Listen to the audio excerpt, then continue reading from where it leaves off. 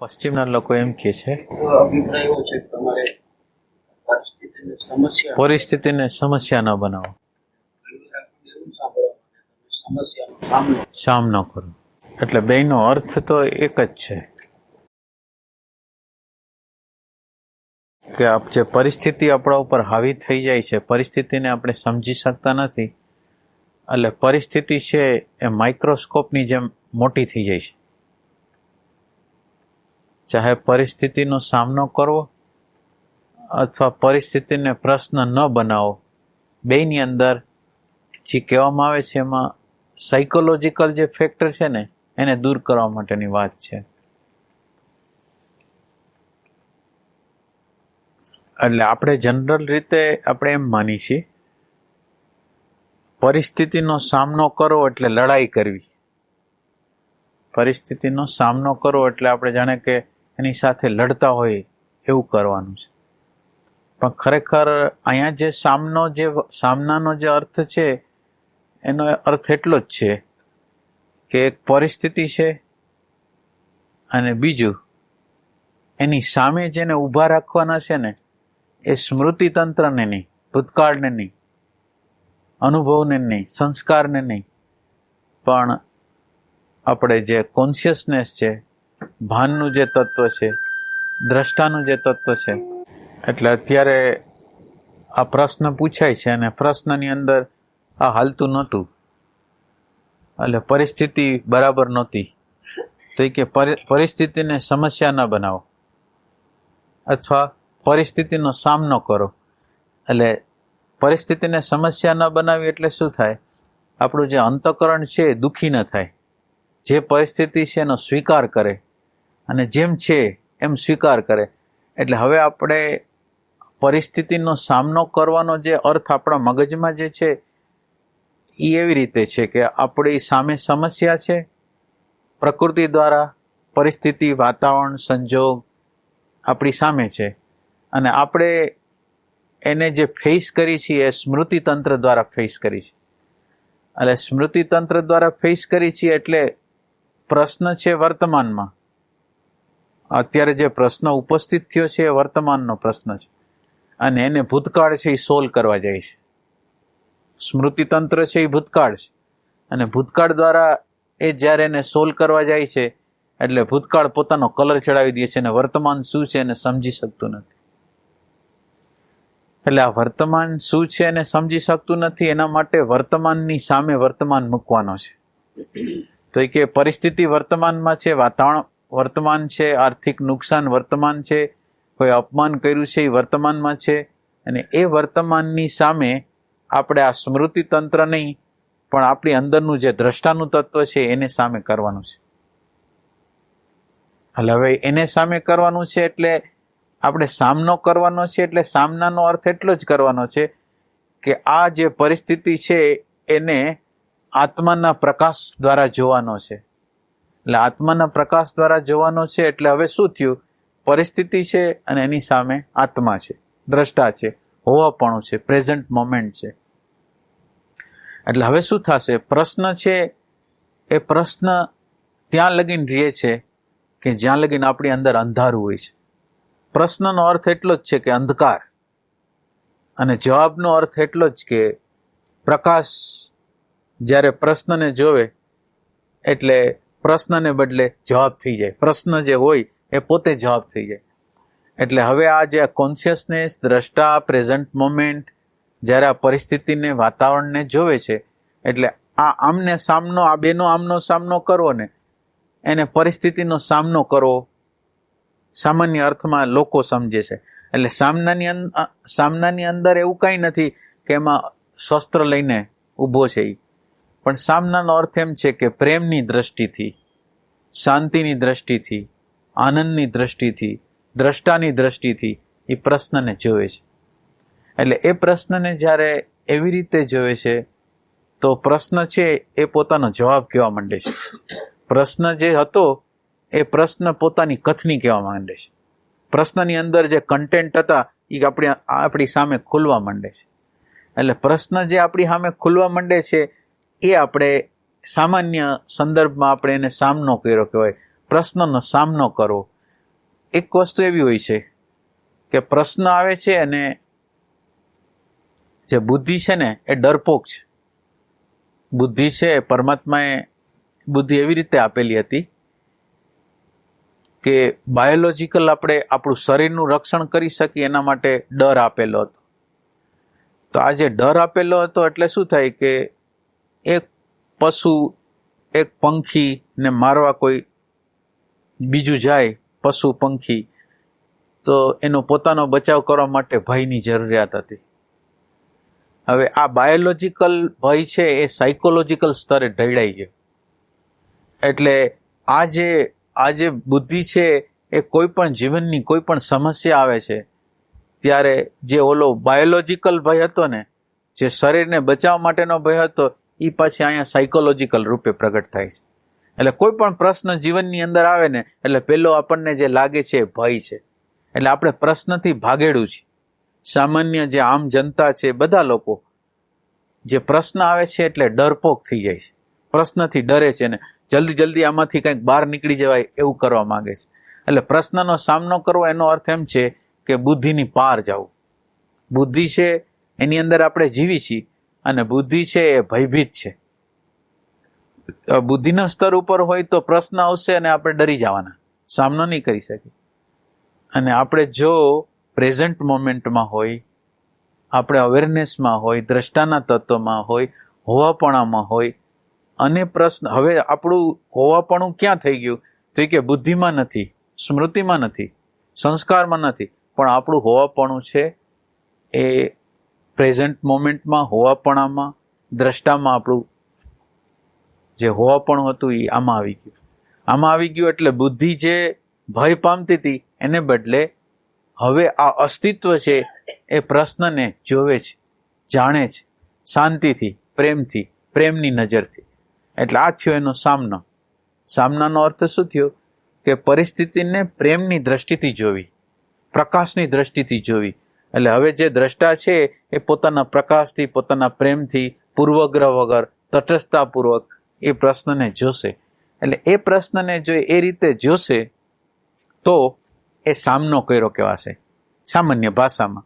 એટલે હવે અહીંયા આમ ખરેખર કોઈ એન્કાઉન્ટર એમ નથી કે જે ઓલા આતંકવાદીઓ હોય ને એને ગોળી મારી દે એન્કાઉન્ટરની અંદર, પણ આની અંદર આમને સામને પરિસ્થિતિ છે અને એની સામે આત્મતત્વ છે. એટલે આત્મતત્વ શું કરે, આ કોન્શિયસનેસ શું કરે, એની અંદરનું ઝેર હોય, એની અંદરનું અંધારું હોય એ કાઢી નાખે અને એ પ્રકાશ થઈ જાય એટલે પ્રશ્ન પોતે સમજાઈ જાય. એટલે પ્રશ્ન પોતે પોતાની રીતે કહેવા માંડે મારી અંદર. એટલે આપણી અંદર જે પ્રશ્નો આવે છે એ પ્રશ્નો કંઈક પોતાની કથની કહેવા માંગે છે, પોતે કંઈક પ્રોબ્લેમ છે એ પ્રોબ્લેમને લાઇટ કરીને કહેવા માંગે છે.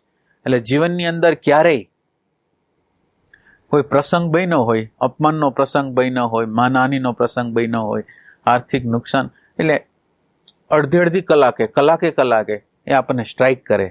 એ પ્રશ્ન જે અંદર થયો હોય અને સોલ્વ ન થયો એટલે એ આપણને સ્ટ્રાઇક કરે અને વારે એ વસ્તુ સામે આવી જાય. એટલે સામે આવી જાય એટલે પાછું થોડી વાર પછી પાછું બેસી જાય, પાછું સામે આવે. એટલે એ એમ બતાવે છે કે તમે મને સોલ્વ કરી નાખો, તમે મને બરાબર રીતે જોઈ લ્યો, બરાબર રીતે જાણી લ્યો. તો આપણને એ રીત આવડતી નથી. એટલે રીત આવડતી નથી એટલે આપણે કઈ રીતથી એને કરવું જોઈએ તો એ કે એ જે કહેવા માગે છે એને આપણા કોઈ પૂર્વગ્રહ વગર એને સાંભળવાનું છે. હવે ભૂતકાળ છે એ પોતાની રીતે પોતાની કહાની આપણને કહેવા માગે છે પ્રશ્ન દ્વારા. ભયની કહાની, રાગની કહાની, દ્વેષની કહાની, એ બધી કહાનીઓ કહેવા માંગે છે, પણ આપણે એના પ્રત્યે પૂર્વગ્રહવાળા છીએ. એટલે પૂર્વગ્રહવાળા છીએ એટલે આપણે એને સાંભળી શકવાના નથી. જેવી રીતે કોઈ એક વ્યક્તિ દુઃખી હોય અને આપણી આગળ આવે અને પોતાનું દુઃખ કેવું છે ને એને હળવું થવું છે, પણ એ દુઃખ કહે એ પહેલાં તો આપણે આપણી સ્ટોરી ચાલુ કરી દઈ. તો આપણી સ્ટોરી ચાલુ કરી દઈ તો ઓને જે કહેવું છે તો કહેવાનું નથી, એટલે એ હતાશ થઈ જશે, નિરાશ થઈ જશે અને પોતાની અંદર છેલ્લે આપણે જે આશ્વાસન માટે આવેલું હોય એ નિરાશ થઈને. એવી જ પરિસ્થિતિ છે આ જીવનના પ્રશ્નની. જીવનનો જે પ્રશ્ન છે એ આપણી સામે આવીને કહે છે કે હું પ્રશ્ન રૂપે છું, તમે ફક્ત મને જોવો, મને જાણો, ખાલી પ્રેમની નજરે મને જોવો, તો આપણે એને જ્યારે પૂર્વગ્રહ વગર, કોઈ માન્યતા વગર, કોઈ ધારણા વગર એને જ્યારે આપણે જોશું, તો એ પોતાનું સંપૂર્ણ પોતાનું જે પ્રશ્નનું માળખું છે આપણી સામે પ્રગટ કરશે. એટલે હવે આ સામનો એ લડાઈ જેવો સામનો નથી, પણ આ તો પ્રેમપૂર્વક છે સામનાનો. એટલે સામનો શું છે? આ બે સામે આવી જાય છે. એક પરિસ્થિતિ આવે છે અને એક કોન્શિયસનેસ, દ્રષ્ટા, સત, એ સામે આવે છે. એટલે આ સામાને જો સામનો કહેવાતો હોય તો કહેવાય, પણ એની અંદર જે શબ્દ દ્વારા નિષ્કર્ષ નીકળે છે એ શું નીકળે છે? તો એ કે પ્રેમથી જોવાનો છે, પૂર્વગ્રહ વગર જોવાનો છે, તટસ્થતાથી જોવાનો છે. એટલે હવે પશ્ચિમના લોકો કે પરિસ્થિતિને સમસ્યા ન બનાવો. સમસ્યાનો અર્થ એમ છે પરિસ્થિતિ તો છે જ, મને આર્થિક નુકસાન ગયું છે, મારી માનહાનિ થઈ છે, એ થયું જ છે, પણ એને પ્રશ્ન, એની સમસ્યા ન બનાવો. સમસ્યા ન બનાવો એટલે એને સાયકોલોજીકલ રીતે એને મોટો ન બનાવી દો. પરિસ્થિતિ જેવી છે એવી રાખો. પરિસ્થિતિ જેવી છે એવી આપણને બહુ ભારે નહીં પડે, પણ સાયકોલોજીકલ સ્તરે જો એને માનસિક સ્તરે લઈ જશું તો આપણને ઘણા ભય બતાવશે. એટલે અહીંયા જે વાત કરે છે એ સાયકોલોજીકલ પરિસ્થિતિ કાઢવા માટેની વાત કરે છે. અને આપણા લોકો જે સામનો કરવાનો કહે છે એ પણ સામનાનો અર્થ એમ છે પ્રશ્નની સામે આવવું. પ્રશ્નની સામે આપણે આવતા જ નથી ક્યારેય, અને પ્રશ્નની સામે ફરજિયાત રીતે આવવું પડે તો એના બહારથી ઉપાય ગોતી છે, જલ્દી એમાંથી આપણે બહાર નીકળી જવું છે. પણ આપણી અંદર જે ભય છે એના ઉપર આપણે કામ કરવા માંગતા નથી.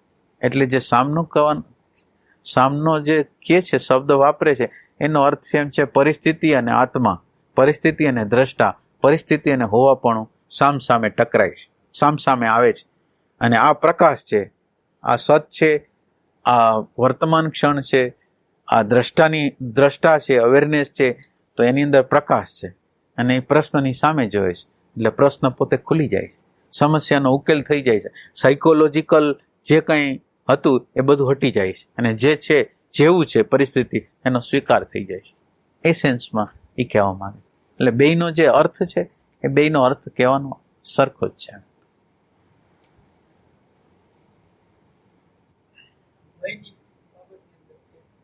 ભયની બાબતમાં બે વસ્તુ જોવા મળે. એક તો કે પરિસ્થિતિ હોય એના ભય કરતા પરિસ્થિતિને લીધે મારી અંદર જે ફિલિંગ પેદા થાય, કોઈ એવી પરિસ્થિતિ બની કે જેમાં આપણે જેને ભયની પરિસ્થિતિ કહી, બરાબર, પણ એ પરિસ્થિતિથી આપણે નથી બીતા. એટલે હું મારી વાત કરું તો મને એ પરિસ્થિતિની બીક કરતા મારી અંદર એને લીધે જે રસ જરે કે નાભી ઉપર જે ફિલિંગ થાય અથવા શરીરની અંદર બીજ ગુજાય એની બીક વધારે લાગે. એટલે જે બીક છે એ એકચ્યુઅલી આમ સામે જે ઘટના બની છે એના કરતા આપણા શરીરની અંદર જે ઘટના એ વખતે બને એટલે એનાથી ભાગવાની ઈચ્છા થાય કે ઈ ફિલિંગ નું. એટલે જે આપણે પરિસ્થિતિ ભાગી એટલે એમ થાય કે આ વસ્તુ કોઈને ફેસ નથી કરવા કે જ્યાં આપણને, પણ એનું કારણ એવું લાગે કે શરીરમાં જે એના વાઇબ્રેશન પેદા થતા હોય એ વાઇબ્રેશનની હારે આપણે રહી શકતા ન હોય. એટલે એમ થાય કે આ ઘટના ઘટવી ન છે. એક એવું લાગે. અને બીજું એવું લાગે કે પરિસ્થિતિ સપોઝ આવી ગઈ અચાનક અને આપણને ખબર નથી ને કઈક એવી પરિસ્થિતિ આવી ગઈ અને એમાં આપણે જે રિસ્પોન્સ કર્યો અને 2 કલાક પહેલા એવી ખબર છે કે આ પરિસ્થિતિ આવવાની છે ભયની, અને આપણી અંદર જે ચાલુ થાય તો એ બેમાં ફેર લાગે કે ઓલામાં આપણે 2 કલાક સુધી ઈ જ વસ્તુ કે આમાં કેમ કરશું અને ઓલી આવી ગઈ ને આપણે કરી નાખ્યું. અને એટલે આ 2 વસ્તુ લાગે કે એક તો એ પરિસ્થિતિ કરતા એના જે અંદરની ફિલિંગ હોય ને એ ફિલિંગ આપણે પચાવી ન જતા હોય ને એવી ફિલિંગ.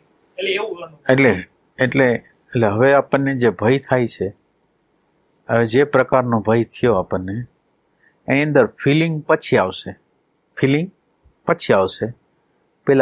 પહેલા વિચાર આવશે, પછી વિચાર ઇમેજનો હોય કે ગમે તેનો, નુકસાની ન હોય, કોઈ પણ વસ્તુ ન હોય.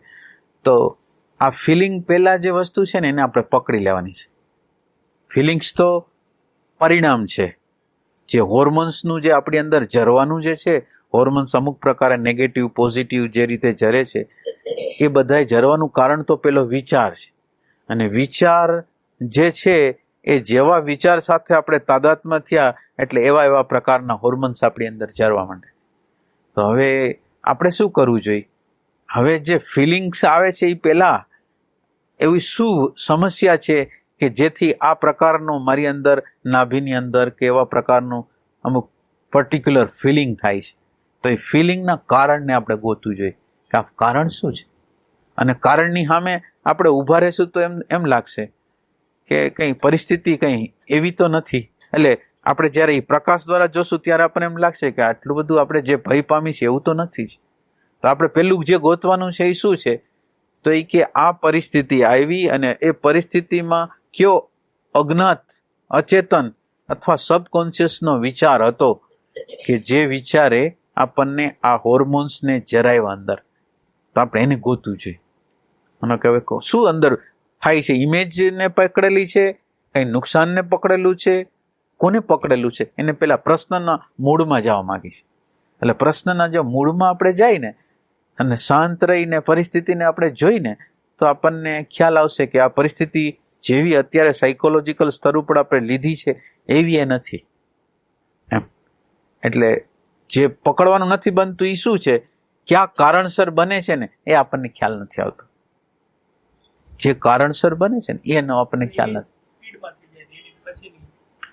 હા, એટલે એના માટે એડવાન્સમાં આપણે થોડી જાગૃતિ રાખતા હોય ને તો એ વખતે જાગૃતિ કામ આપે. એડવાન્સમાં સામાન્ય પરિસ્થિતિમાં હાલતા હોય, ચાલતા હોય, ખાતા હોય, પીતા હોય ત્યારે થોડા પ્રકારની આપણી અંદર જાગૃતિ જો આવી જાય તો પછી એ કાર્યરત થઈ શકે. એટલે જે ઓલી ફિલિંગ ગમતી નથી એ મહત્વનું નથી. ફિલિંગ તો ન ગમે. જે શાંતિની આપણે ફિલિંગ જોઈ છે, આનંદની ફિલિંગ જોઈ છે, ભાવની ફિલિંગ જોઈ છે, એના સંદર્ભમાં આ ફિલિંગ ગમતી નથી. પણ ફિલિંગને નથી ગમતી એમ આપણે કહી દઈ તો એ જાય નહીં. એનું મૂળિયું ક્યાં છે?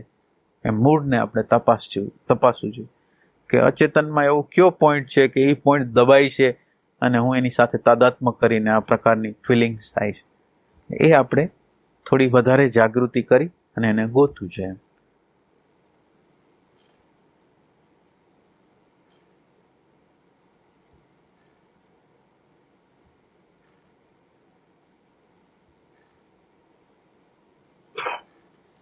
થોડીક પ્રેઝન્ટ મોમેન્ટ હોય ને તો આખી પરિસ્થિતિ પલટાઈ જાય.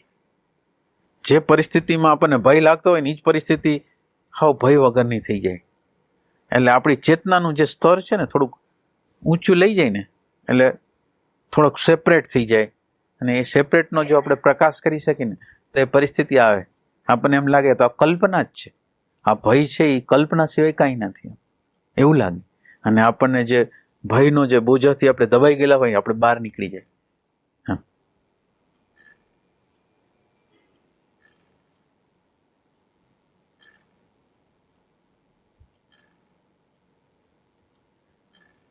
ને થઈને થઈ શું શકે?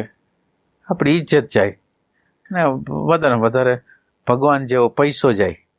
આપણે જેને ભગવાન માની છીએ, બે વસ્તુની આપણી તૈયારી હોય તો પછી આપણને કંઈ નથી. ક્યાંક રાગ હોય, બીજું તો કંઈ થવાનું નથી.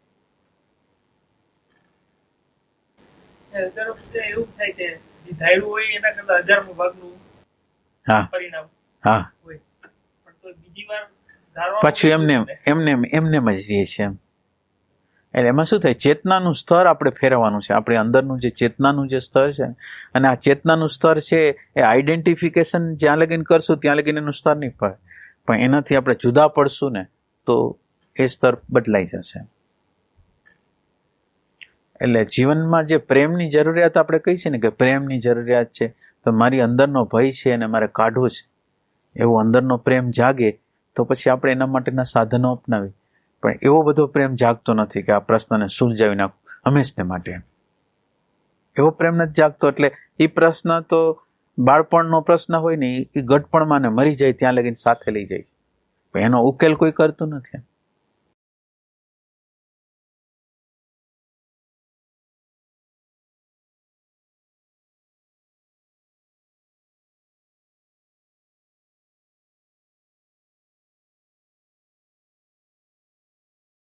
ભય વિશે ફીલ કરતા એવું લાગે છે કે ભય એટલે ખરેખર કઈ આમ ડર કે એવું નથી હોતું ખરેખર વાસ્તવમાં. એ ઇનસિક્યોરિટી જેવું હોય છે. અને અને જે આપણે બધું નોનમાં જ રહેવાનું છે ને, આપણે બધું નિશ્ચિત જ જોઈએ છે ને, આ થોડી અનિશ્ચિતતા જયારે આવે છે ને ત્યારે જ ભય. એટલે એને આ અનિશ્ચિતતા સાથે સંબંધ છે. એટલે અનિશ્ચિતતાની કલ્પના સાથે પણ સંબંધ છે. અનિશ્ચિત નહીં થાય પણ આપણે કલ્પના કરી છીએ કે અનિશ્ચિત થઈ ગયા. દરેક પરિસ્થિતિમાં અનિશ્ચિત નથી હોતા, પણ મોટા ભાગની પરિસ્થિતિઓમાં આપણે અનિશ્ચિત નહીં હોવા છતાં ખાલી કલ્પના દ્વારા અનિશ્ચિત થઈ જાય છે.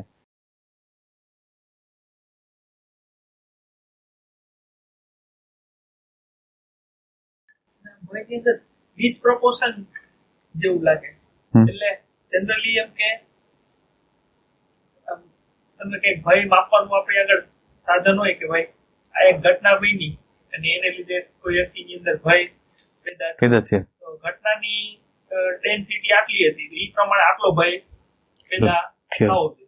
પણ આમ જનરલ જોઈએ તો એવું લગભગ એવું લાગે કે અમુક ઘટનાઓ મોટી હોય એની સામે આપણી અંદર એટલો ભય પેદા ન થાય, અને અમુક ઘટનાઓ ક્ષુલ્લક હોય અને એ વખતે જો એ માપી તેમ ઓલી મોટી ઘટનામાં થવો જોઈએ ને એટલો ભય થઈ જાય.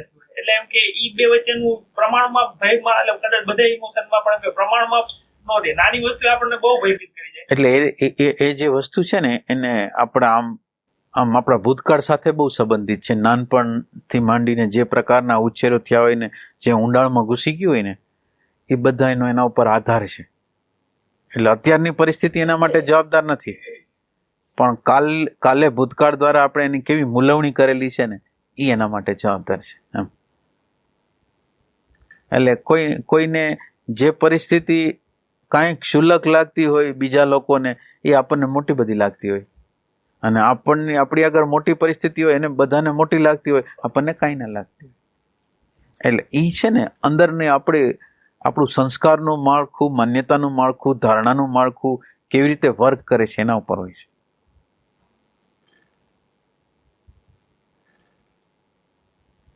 અને આમ તો જે તે સમયે ઇનસિક્યુરિટીનો વિચાર આવી જાય ને એ ક્ષણે, એટલે જો એ એક ક્ષણે પેદા થઈ ગયો તો તમને ભયમાં નાખી દે. કાંઈ હોય નહીં પણ ભયમાં નાખી દે. અને બુદ્ધિમાં જીવતા હોય ને એ લોકોને વધારે ભય હોય. ઓલા લોકોને ભય હોય આટલો બધો ન હોય.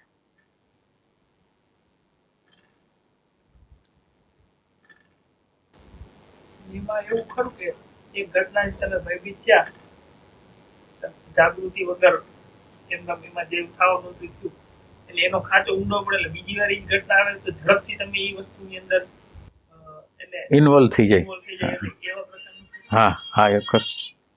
એટલે ખાંચા જેટલા બહુ પડી ગયા હોય તો એ પ્રમાણે તો થઈ જ જાય. એટલે પછી ફોબિયા કહેવાય એક પ્રકારનું. એને આપણે અટકાવી જ ન શકીએ, સીધા એમાં જ ઢસડાઈ જાય એમ આ રીતે.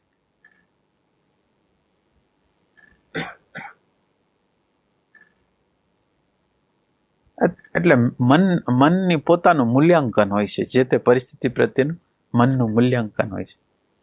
અને મૂલ્યાંકનની અંદર વિચાર વધારે બસ પૈસા, પ્રતિષ્ઠા ને ઇમેજ ને એ સિવાય કંઈ વધારે વિચાર હોતો નથી.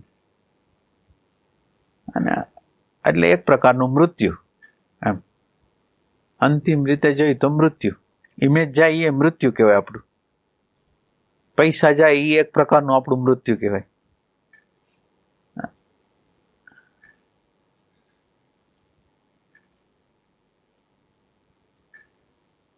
એટલે આપણે શોધી કાઢવું જોઈએ કે ખરેખર આપણે સિક્યોર રહેવા માંગીએ છીએ.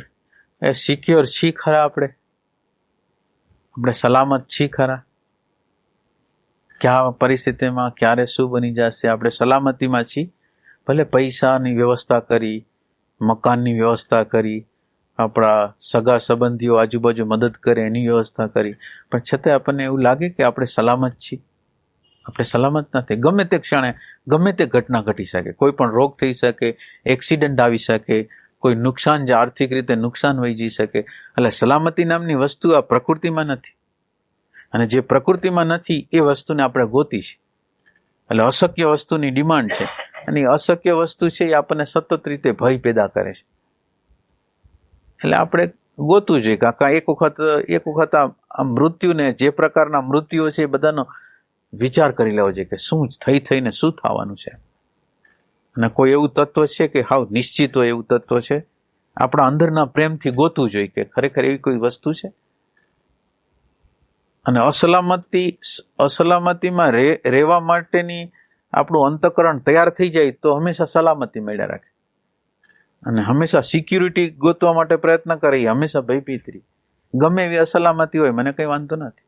એટલા માટે વાંધો નથી કે હું એવી સત્તાની સાથે જોડાયેલો છું.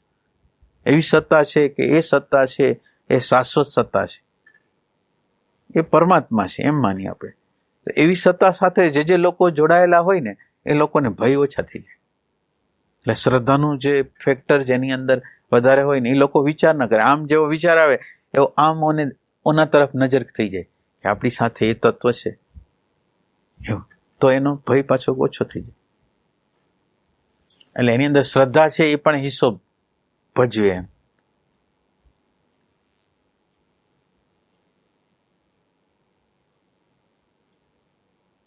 અને આપણા બધે જોઈ છે, ભાઈ દગો દીએ, ભાગીદાર દગો દીએ, પત્ની દગો દીએ, પતિ દગો દીએ, મા બાપ દગો દીએ, બધાય દગા દીએ. તો ક્યાં સેફ છીએ આપણે? કોઈ વસ્તુ આપણી આગળ સ્થિરતાથી રહી શકે એમ છે? કોઈ વસ્તુ સ્થિર નથી આપણી આગળ, અને છતાં આપણે સલામતી ઝંખી છે. જે વસ્તુ સલામતી ઝંખે છે એ સલામત છે જ નહીં. આપણને એમ થાય કે આપણું મૃત્યુ ન આવે, આપણને રોગ ન આવે, અશક્ય વસ્તુ. પૈસો વયો ન જાય, પ્રતિષ્ઠા વહી ન જાય. હવે આ બધાનો આધાર શું છે? માનો કે આ બધું આવે છે ને જાય છે એનો આધાર શું છે? તો એ કે કર્મ છે. તો હવે કર્મ છે એ અમુક સમય લગીને આપણા જે પુણ્ય કર્મ હોય ત્યાં લગીને એવું પ્રકારે, પાછું પાપ કર્મ હોય તો એવા પ્રકારે. તો એ નિરંતર કંઈ સ્થાયી રહેવાનું નથી. આપણી અંતઃકરણની સ્થિતિ સ્થાયી નથી, ક્યારેક સારી ક્યારેક ખરાબ. તો જે વસ્તુ સ્થાયી નથી એને સ્થાયી રીતે રાખવી છે એટલે ભય છે.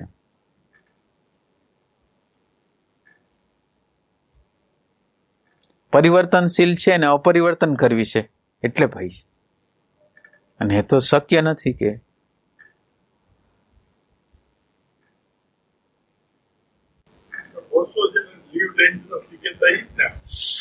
લીવ ડેન્જરસલી એટલે કોઈ પણ પરિસ્થિતિ તમારી સામે આવે, તમારી આગળ એક શસ્ત્ર છે, ચાહે શરણાગતિનું શસ્ત્ર, ચાહે અવેરનેસનું તત્વ.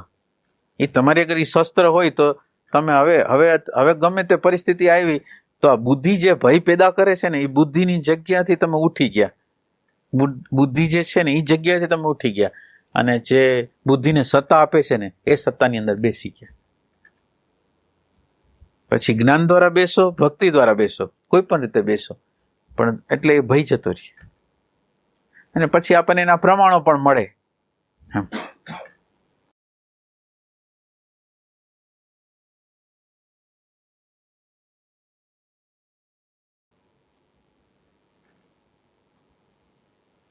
એટલે આમાં મજા એવી છે કે આમ જો પ્રેમ હોય ને, પ્રેમ એટલે શુદ્ધ, કે હજી તો આપણે એવી રીતે તો ક્યાં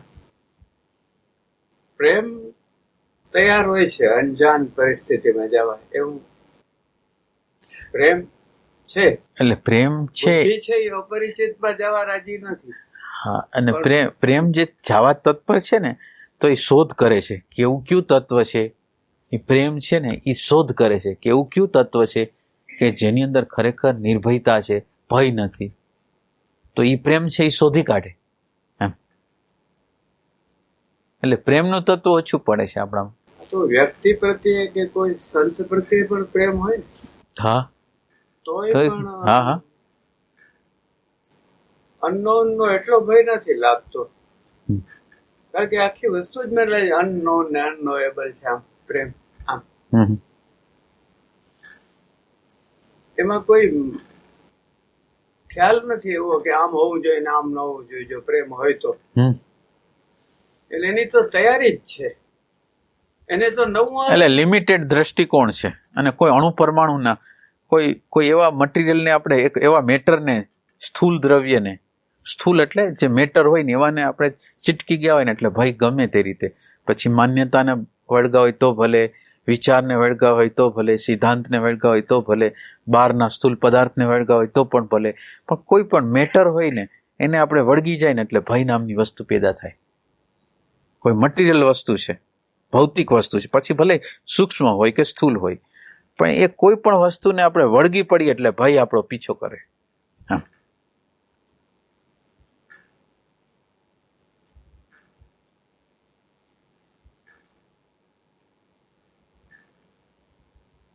બહારથી આવેલું નામ છે, બહારથી આવેલી જાતિ છે, બહારથી આવેલી સંસ્કાર છે, એને પકડી રાખવા મથી છે આપણે, અને એની વિરુદ્ધનું હોય તો એની યાર હિંસા કરવા તૈયાર છે. એટલે કોઈ પણ સાથેનો કોઈ પણ વિચાર, વૃત્તિ, ભાવ એની સાથેનું આપણું તાદાત્મ્ય થયું એટલે ભય અને હિંસા બે વસ્તુ આવે. બીજી રીતે કઈ તો આપણું વિસ્મરણ, આપણા સ્વભાવનું વિસ્મરણ થાય, પરમાત્માનું વિસ્મરણ થાય એટલે ભય આવે.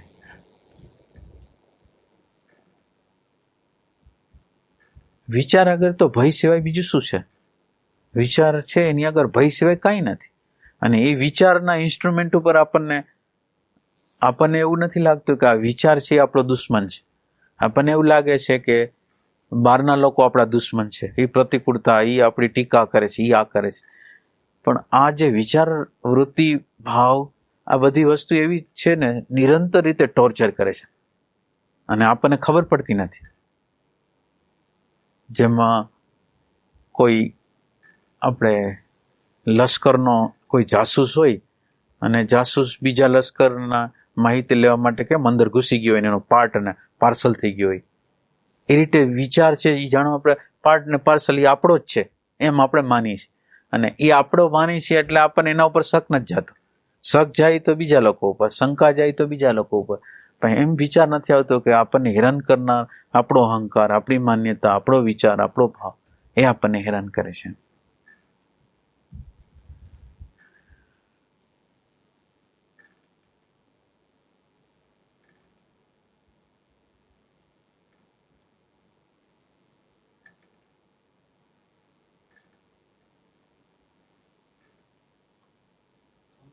શરણાગતિ છે એ આપણને નિર્ભયતા, સંતની શરણાગતિ હોય અથવા તો પરમાત્મા, એમ તો પૂર્ણતાનું જ પ્રતીક ના. એટલે જેમ કોઈ બીજ હોય, કોઈ વસ્તુ હોય એને આપણે વાવી તો એ પેલા બીજ રૂપે હોય, પછી કેમ પરિપાકને પામે. એમ એક પ્રેમ એવો છે કે જે આ જે ભય છે, રાગ છે, દ્વેષ છે, લોભ છે ને જોવે છે અને એમાંથી બહાર નીકળવાનો જે પ્રયાસ કરે છે ને એ પ્રેમ છે. એ પ્રેમ બીજ રૂપે છે. પછી એ પ્રેમ વિસ્તરતો જાય, એ એનો સાધનો ગોતતા જાય, આમાંથી કેવી રીતે છૂટી જવાય એના રસ્તા ગોતી લે અને ગોતતા ગોતતા ગોતતા પરિપાક પ્રેમને પામી જાય. એટલે આ પ્રેમનું તત્વ છે કે આ પ્રકૃતિમાંથી, આ અહંકારમાંથી, આ મારી માન્યતામાંથી, મારી ધારણામાંથી, મારા સંસ્કારના તાદાત્મ્યમાંથી મારે નીકળી જવું છે. એવી જે ઝંખના છે ને એ પ્રેમ છે. એવી ઝંખના થતી નથી. એટલે પરમાત્મા જેને સિલેક્ટ કરે કે મારે આની સામે પ્રગટ થવું છે તો એને આવું જ્ઞાન આપે, આવો પ્રકાશ આપે.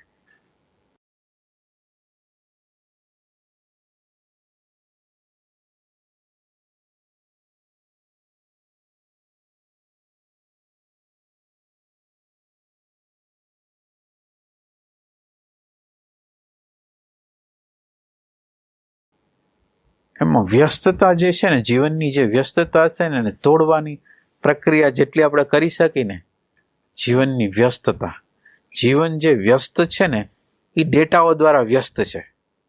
ડેટાઓ દ્વારા વ્યસ્ત છે. પૈસા કમાય, પ્રતિષ્ઠા કમાય, સતત રીતે એ વ્યસ્ત રહેવા માંગે છે. આ વ્યસ્તતાને તોડી નાખે એટલે એકાંતનો સહારો લે. એકાંતનો, અંદરના એકાંતનો, કે અંદર આ જે ભૂત અને ભવિષ્યના વિચારની જે ઝાડ છે એને કાપી નાખે. પછી ક્ષણવાર માટે કાપે, 2 ક્ષણવાર માટે કાપે, અડધી કલાક માટે કાપે, કલાક માટે કાપે. કારણ કે આ બધું છે ને હિપ્નોટિઝમ છે. વિચાર પોતે, વિચારનું આખું મટીરિયલ બહારથી આવે એટલે એનું જીવન, એનો ઓક્સિજન એ બહારની વસ્તુ. હવે આ બહારની વસ્તુ છે એ બહારની વસ્તુ તો આપણે બહારની વસ્તુનો અર્થ તો એવો છે કે આપણને હલાવનાર તત્વ બહારની ડેટા છે. એટલે આ વ્યસ્તતા તૂટે તો મૌલિકતા આપણી અંદરની પ્રગટ થાય. એટલે જેટલા અંશમાં આપણે આપણા મન અને ચિત્તને શાંત કરી શકી, આ વ્યસ્ત ભૂત અને ભવિષ્યની વ્યસ્તતાને તોડી શકી, એનો રસ્તો છે. આપણે એને કેમ તોડી હગી? આ ભૂત અને ભવિષ્ય છે ને તોડીને વર્તમાનની અંદર કેવી રીતે જીવન જીવી શકે? વચ્ચે વચ્ચે વચ્ચે વચ્ચે વચ્ચે આ વ્યસ્તતાને તોડવાના આ સાધનોનો ઉપયોગ આપણે જેટલા અંશમાં ઉપયોગ કરીને એટલા અંશમાં એ જે વ્યસ્તતા પ્રેઝન્ટ મોમેન્ટ છે ને એ શૂન્યતા છે. અને એ શૂન્યતા જેટલા અંશમાં આપણા ચિત્ત તંત્રની અંદર પ્રગટ થઈ જાય ને એટલા અંશમાં પછી પ્રકાશ થઈ જાય, એટલા અંશમાં આપણે અંદર સેપરેશન થઈ જાય, એટલા અંશમાં આપણે પ્રકૃતિથી જુદા પડી જાય. એટલે જરૂર છે એ એકાંતની જરૂર છે. અને એ એકાંતની અંદર આ જે તત્વ પ્રેઝન્ટ મોમેન્ટનું તત્વ છે એને પોષવાની જરૂર છે.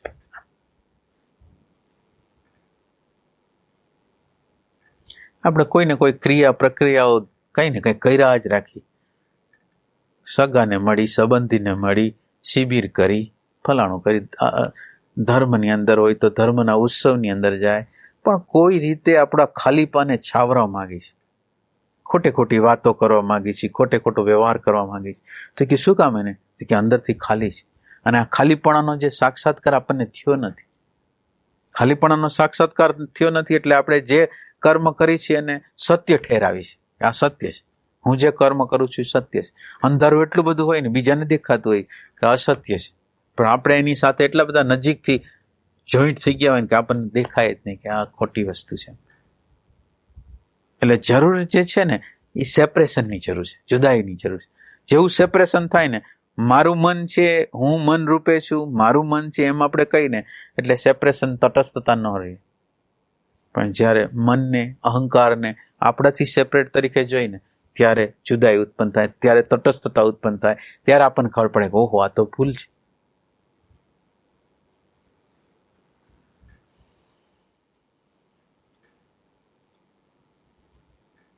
એમ કે કોઈ વ્યક્તિને એમ કે તમારે કંઈ વ્યસ્ત નથી રહેવાનું, નથી સગાને મળવાનું, નથી સંબંધીને મળવાનું, નથી કોઈ શિબિર કરવાની, નથી કંઈ કરવાનું, તો એની હાલત શું થાય? અને એ હાલત આપણે આપણી જાતને જ પ્રશ્ન પૂછવો જોઈએ. કોઈનો ફોન નથી, આપણે કોઈનો ફોન પકડવો નથી, કોઈને મળવા જવું નથી, અને આપણે એકલા બેસવું છે તો બેસી શકશું?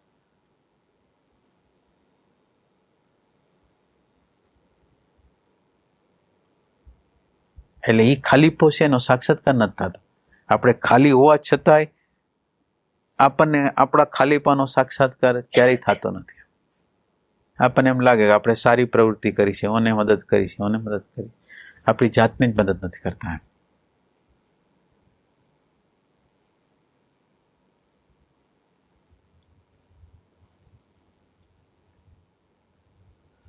પરોપકારી આપણે વધારે છીએ, બીજા લોકોને ઉપકાર કરવા માંગીએ છીએ, કંઈક સારું કરવા માંગીએ છીએ, પણ આપણા ઉપર કંઈ કરવા માંગતા નથી.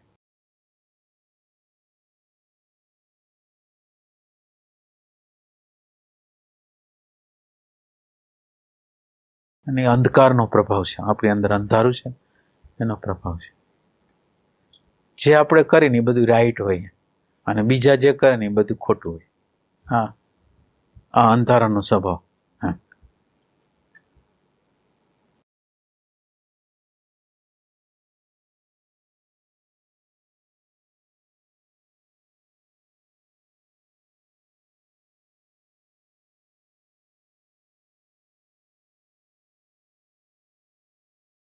આ વ્યસ્તતાને તોડવા માટે કેન્દ્ર છે ને બનાવવું છે, કેન્દ્ર બનાવવું છે કે જ્યારે જ્યારે સમય મળે ત્યારે એ કેન્દ્રમાં આવી જવાનું, જ્યારે જ્યારે સમય મળે ત્યારે એ કેન્દ્રની અંદર આવી જાવ તો આ કામ થાય એવું છે. માણસ જે તે પરિસ્થિતિ, જે તે વાતાવરણની અંદર ખોવાઈ જાય છે.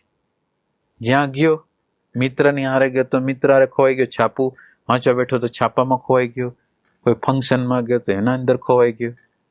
એટલે જે તે પરિસ્થિતિમાં સતત રીતે ખોવાઈ જાય છે. તો હવે જે ખોવાની ટેવ છે એને બદલે હવે ખોવાય નહીં એના માટે એક સેન્ટર પેદા કરે કે હું આ છું, એટલે એ કેન્દ્રમાં આપણે રહેવાનું.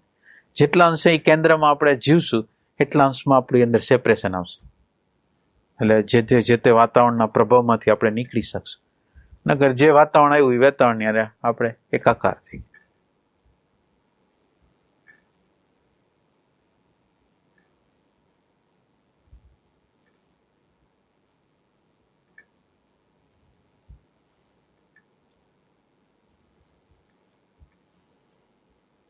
આમ તો બહુ અભ્યાસ છે, પણ પ્રવૃત્તિ અને વ્યસ્તતા એ બે જુદી જ વસ્તુ છે ને. એટલે પ્રવૃત્તિ છે એ પેરીફરી છે, પ્રવૃત્તિ છે એ પેરીફરી છે અને નિવૃત્તિ છે એ કેન્દ્ર છે.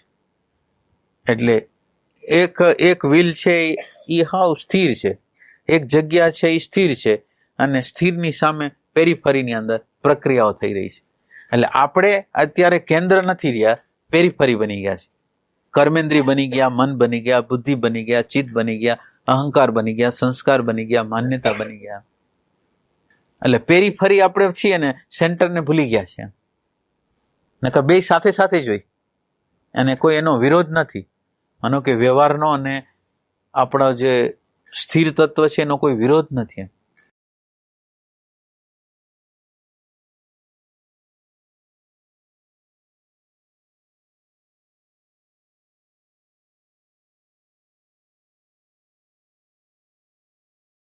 પ્રવૃત્તિ આપણને ધક્કો મારે અને આપણે પ્રવૃત્તિ કરી, બે વચ્ચે ફરક છે.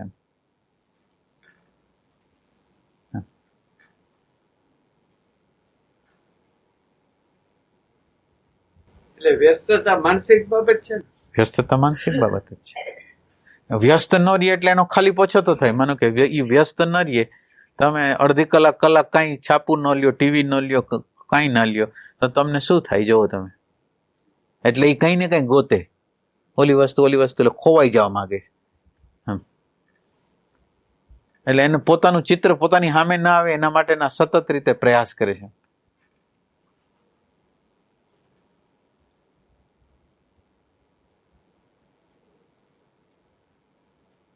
એટલે પેલો પ્રયાસ છે એ કેન્દ્ર બનાવવાનો કરો છે. આપણે કેન્દ્ર બને ને એવું કંઈક કરવું છે, તો પ્રભાવમાંથી આપણે બહાર નીકળી શકશું. જે તે વાતાવરણમાં આપણે ગયા હોય તેનો પ્રભાવ પણ ન થાય, આપણે અગર કેન્દ્ર હોય તો.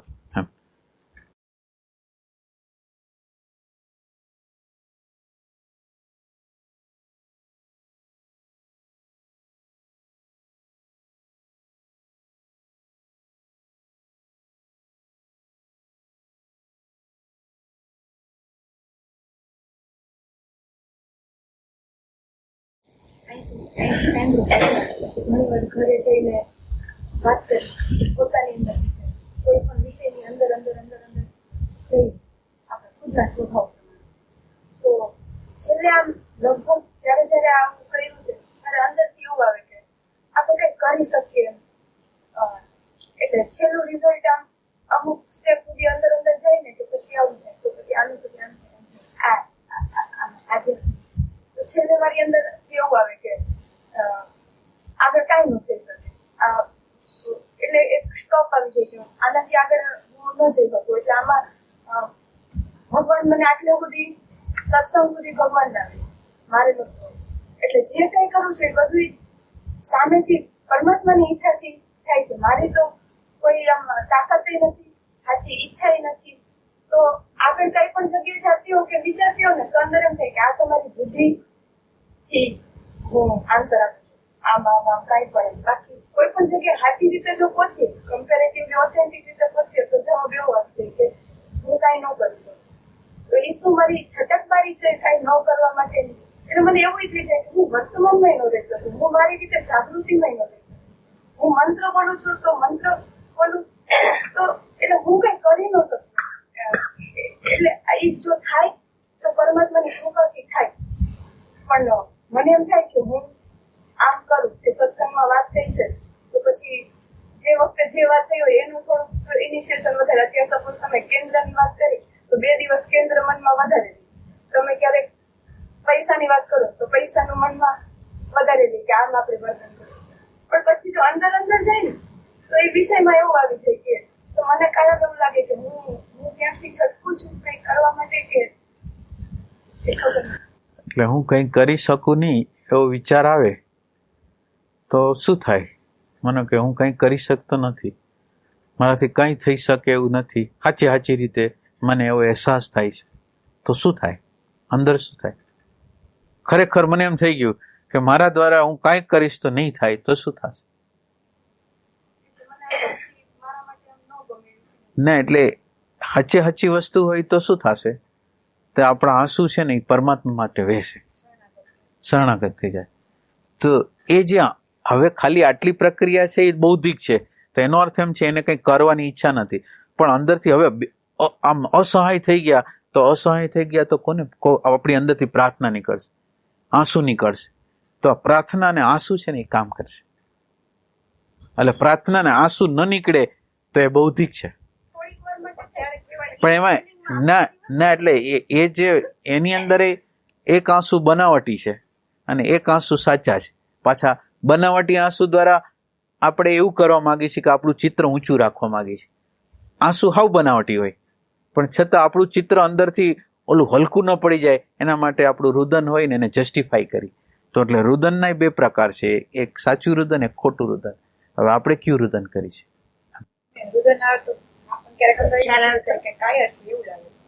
ના કાયર એટલે એ અહંકારની વસ્તુ છે. કાયર છે એ અહંકારની વસ્તુ છે. માનો કે કાયરતા એટલે પલાયનવાદી કહેવાય, પણ આપણે કઈ પલાયનવાદ નથી કરતા. આપણે પ્રશ્ન આવે છે ને ફેસ કરવા માંગીએ છીએ. કોઈ પણ જીવનનો પ્રશ્ન આવે એને ફેસ કરવા માંગીએ છીએ. હવે ફેસ કરવા માંગીએ છીએ એમાં જે અહંકાર કાંઈ નથી કરી શકતો એને શરણે કરી છે, પ્રશ્નથી ભાગતા નથી. જોજો, બુદ્ધિ નિરંતર રીતે પ્રશ્નનું પલાયન ને કાયર છે. બુદ્ધિ છે કાયર છે, પણ જે આપણી શરણાગતિનો જો ભાવ હોય તો કાયર નથી, એ નિર્ભય વસ્તુ છે કે આ પરિસ્થિતિ છે એની સામે મારે આવવું છે. એ પરિસ્થિતિની સામે આવે અને એ પરિસ્થિતિની સામે પોતે નથી આવી શકતો તો કાયર નથી થતો. મોટી જે શક્તિ છે એની સહાય લે છે કે તમે આમાં મને મદદ કરો અને એ મદદ મળે છે. એટલે એ કાયરતા નથી. કાયરતા તો એ છે કે આપણે પ્રશ્નની સામે નથી આવું, પલાયનવાદી છીએ. તો એમને આ જે હોય છે ને અંદરથી નિર્ભય હોય છે કે મારે પ્રશ્નની તો સામે આવવું છે, પણ પ્રશ્નની સામે આવવા માટેને મારી આગળ દ્રષ્ટિ નથી, શક્તિ નથી. તો એ દ્રષ્ટિ અને શક્તિ છે એ અસ્તિત્વ આગળથી માંગે છે.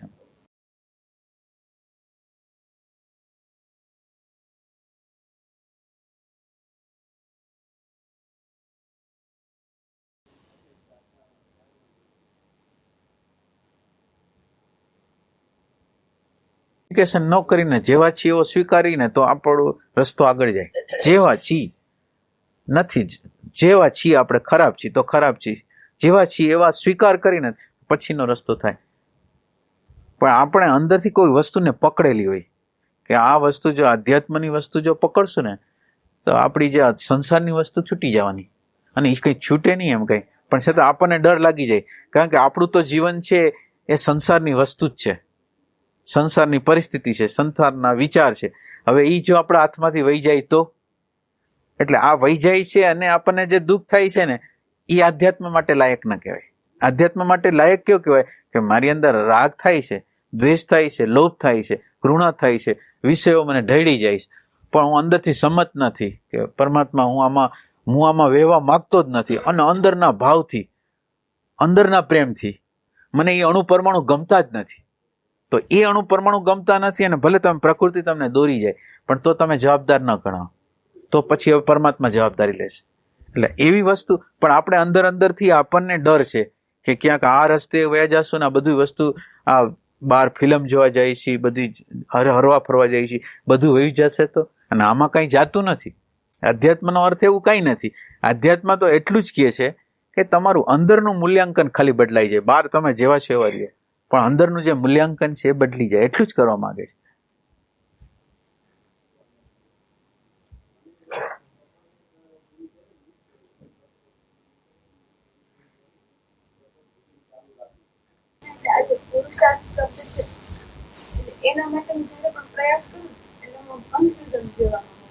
પુરુષાર્થ એટલે આટલું જ.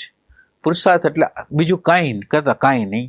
મને આ રાગનો અણુ પરમાણુ ન ગમે, દ્વેષનો ન ગમે, લોભનો ન ગમે, કપટનો ન ગમે, ભયનો ન ગમે, અને મારે એનાથી બહાર નીકળી જવું છે એવી જંખના. આ પુરુષાર્થ પેલું પાયો આ છે. આ ન થયું પછી કાંઈ નહીં થાય. આ મિડલ છે કે આ આપણને ગમે નહીં તો જ થાય.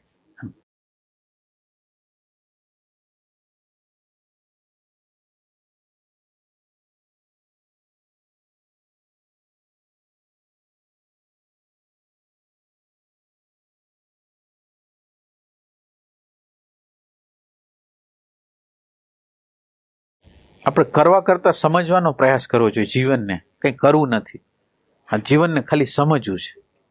કંઈ કરવા માટેની કંઈ ઉતાવળ જ નથી મને, પણ આ જીવન જે રીતે હું પસાર કરું છું, પ્રેમ વગર, શાંતિ વગર, ભયથી, એ મારે જોવી છે, જાણવી છે. અને એમાં તાપ હોય તો એમાંથી નીકળવું છે, બીજું કંઈ કરવું નથી.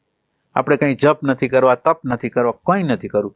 ખાલી જીવન જે રીતે આપણે જોઈ છીએ એમાં આપણે પ્રેમ વિહોણા છીએ એવું લાગે છે, શાંતિ વગરના છીએ એવું લાગે છે, સંવાદ વગરના છીએ એવું લાગે છે, તો આપણે એમાંથી બહાર નીકળી જવું છે. આટલું જ જોઈએ છે, બીજું કંઈ જતું નથી.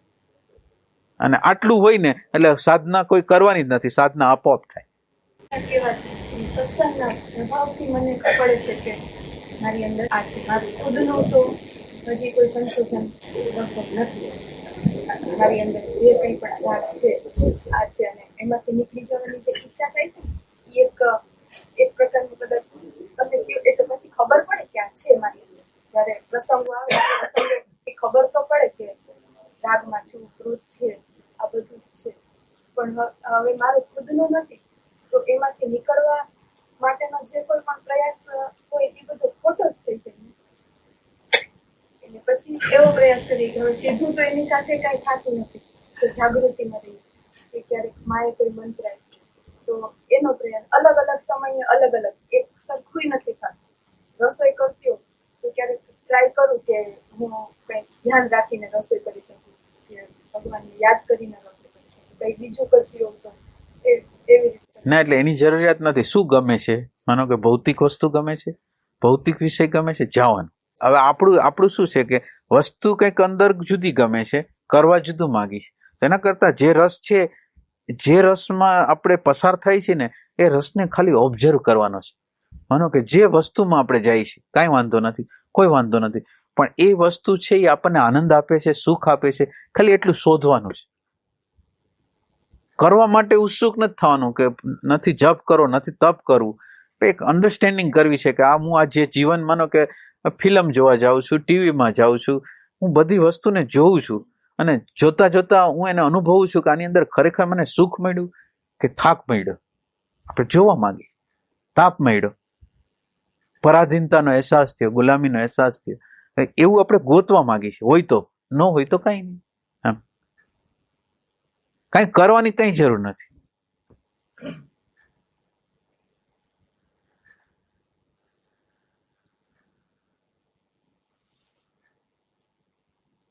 અને ઈચ્છા આપણે અંદર આની ઈચ્છા ન થતી હોય તો એને પ્રશ્ન ન પણ બનાવાય, પ્રશ્ન ન બનાવે કે હવે એની પરિપાક અવસ્થા સાથે આપણા પ્રતિબંધક કર્મ દૂર થશે ત્યારે એ થશે, અને એની ચિંતા નથી કરવાની, એનું ટેન્શન નથી કરવાનું. એટલે સાયકોલોજીકલ ખોટું ટેન્શન કહેવાય. સાચું ટેન્શન જુદી હોય, સાચો જે વિષાદ છે એ જુદી વસ્તુ. આ તો ખોટું ટેન્શન કહેવાય, એને જ છોડી દેવાનું.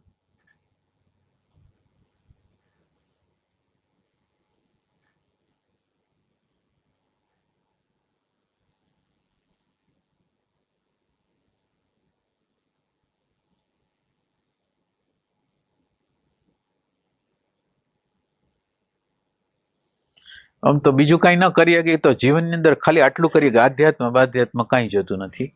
ખાલી જ્યાં જીવીને ત્યાં તટસ્થતાપૂર્વક જીવવાનું. તટસ્થતા ખાલી. ખોટું હોય ને, જે ખોટું હોય ને ખોટું, સાચું હોય તો સાચું.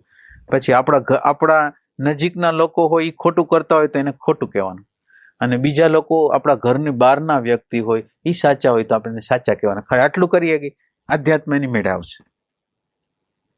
ખોટા ને ખોટું, સાચા ને સાચું. મારા છે એટલે સાચા એમ નહીં, પણ સાચા હોય એ જ સાચા, ખોટા હોય ખોટા જ. પછી ભલે ને આપણા નજીકમાં મા બાપ હોય તો ભલે, ગમે તે હોય તો ભલે, ખોટું એટલે ખોટું જ. એટલું કહેવાનું સાહસ જો આપણી અંદર આવી શકે ને તો આધ્યાત્મની યાત્રા નથી થતી. એનું કારણ એટલું છે કે સાહસ નથી, ફેક્ટ કહેવાનું સાહસ નથી. એટલે આ જો આવી શકે ને તો પણ આપણે બીજું કંઈ જરૂર નથી. ફેક્ટ કહી શકીએ છીએ કે એમાં કંઈક સલામતીની ઝંખના કરી છે, આ ન કહેવાય, નકર આટલા પ્રોબ્લેમ થશે, આટલું થશે, તો એની જાય આધ્યાત્મની અંદર.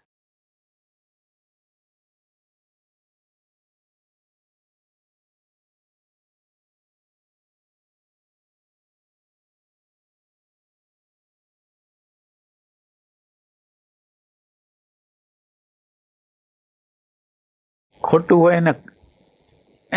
એને એમાંથી ક્રાંતિ કરવાની જે ઝંખના જાગે ને સ્થૂલ વસ્તુની અંદર, તો પણ માણસ આધ્યાત્મ અધ્યાત્મની અંદર માણસ ઇમેજને એનો બધો ચીટકેલો છે ને કે ફેક્ટ જે હોય છે ને એનો પણ અનાદર કરે છે. આ ફેક્ટ એવું છે કે આ વસ્તુ ખોટી છે તો ખોટી જ છે, પછી એને મન મનાવવાનું નથી. એ સાહસ જેનામાં આવશે ને એ લોકોને તાકાત છે કે આ અધ્યાત્મને રસ્તો આપશે. એટલે ખાલી આટલું જ કરવાનું, જ્યાં હોય ને તટસ્થતા, આપણો હોય કે પારકો હોય. પણ એ વ્યક્તિ પારકો વ્યક્તિ, બીજા વ્યક્તિઓ સાચા હોય, હું ખોટો હોઉં તો મારે તૈયારી છે મારી કે હું ખોટો છું ને એ સાચા છે એ કહેવા માટે. એટલે ભલે રિલેટિવ હોય પણ એમને રિલેટિવમાં રિલેટિવ તથ્ય હોય એને આપણે સમજી નથી શકતા તો સત્યને કેવી રીતે સમજી શકે? અત્યારનું જે તથ્ય છે, અત્યારનું જે ફેક્ટ છે એ આવું છે, એટલે જેવું છે એવું. એમાં હું ખોટો છું, કોઈ બીજા સાચા છે, અને ક્યાંક હું સાચો છું, ક્યાંક બીજા ખોટા છે. પણ એ કહેવા માટેનું સાહસ છે, એ નિર્ભયતા છે, એ તાટસ્થતા છે. ના એમ નહીં, તમે એ હાવ કોમન વસ્તુ હોય કે દાખલા તરીકે મેં કોઈનું અપમાન કરી નાખ્યું કોઈ કારણ વગર, એટલે એ તો ચોખ્ખી રીતે ખબર છે. અથવા કોઈ ઉપર અત્યાચાર કરે છે કોઈ પણ પ્રકારનો, કોઈ પણ રીતે, તો આપણને દેખાય છે કે આ બરાબર નથી કરતો, તો એટલું તો કહેવાની સાહસ હોય ને. હા એમ એ નહીં, આ ફેક્ચ્યુઅલ એમ. હું એ શબ્દ બોલ્યો નથી તમે એમ કહો છો તમે આમ કીધું છે, તો એ ફેક્ટ નથી એમ.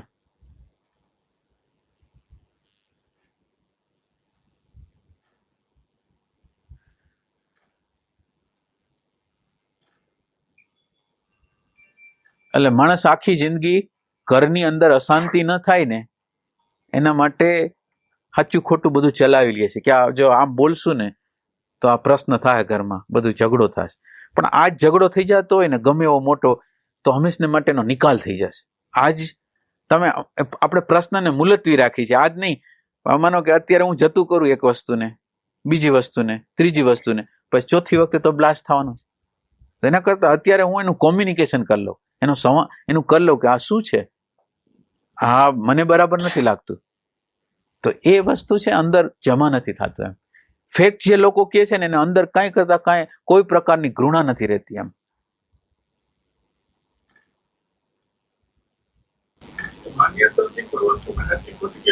ના એટલે એમાં ઈ નહીં, આમાં તટસ્થતાનો ગુણ હોવો જોઈએ. તટસ્થતા એટલે ફેક તરીકે એટલે એવી તાટસ્થતા જોઈ છે આમાં. ના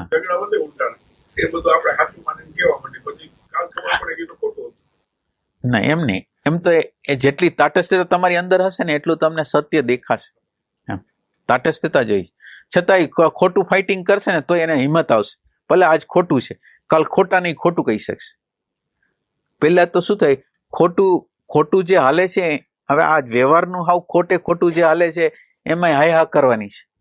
તો હવે જે વસ્તુ ખોટી છે એને તમે ખોટીને ખોટી નથી કહી શકતા, તો આધ્યાત્મ એટલે ફેક ને ફેક નથી કહી શકતા, તો આધ્યાત્મની અંદર તો કેવી રીતે જઈ શકે? એ લાગે ઝઘડા જેવું, પણ એ ઝઘડો ન હોય. અને અંદર કોઈ પણ અંદર જે વ્યક્તિ ફેક્ટ કહેતું હોય ને એ વ્યક્તિને અંદર કાંઈ ન હોય એમ. અને ફેક્ટમાં આપણે એવું કરવું છે, કોમ્યુનિકેશન કરવું છે, એમ નહીં ફેક્ટને મને આવું લાગે છે, તમારું શું કેવું છે, મને તમારો આ શબ્દ ગમ્યો ન ગમ્યો એ આપણે કહી છે, એની એટલે સંવાદ કરવા માંગી છે, એને કહેવાની તક આપી છે એમ.